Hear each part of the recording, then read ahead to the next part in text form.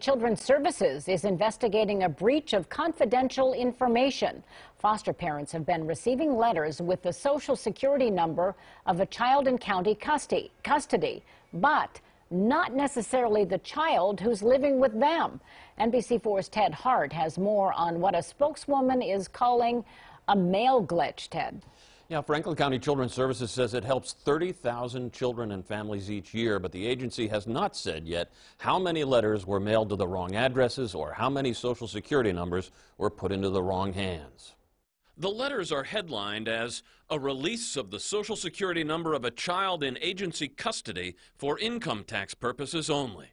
But foster families started calling the agency to say that they were receiving letters with information about the wrong children.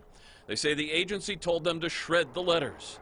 Birth parents are also learning about the breach of information. I do not know where my son's information is, and that's the scary point. Chris Byers is furious. His son is in the custody of Franklin County Children's Services. Making matters worse, he says, his son is on his American Express card account. Ironically, the letter cautions caregivers to be very careful with the children's information, with the last line that reads, "The Social Security number of the above-named child is confidential information, and there are civil and criminal penalties for the unauthorized disclosure of this Social Security number." His information's been compromised, so it's out in the wind, and it's scary to see what Children's Services is capable of and how they can ruin children's lives. And within the last hour, Children's Services issued a news release saying that it is pursuing possible purchase of credit monitoring and identity theft protection for each child involved. Local for you, Ted Hart, NBC4. All right, Ted, thank you.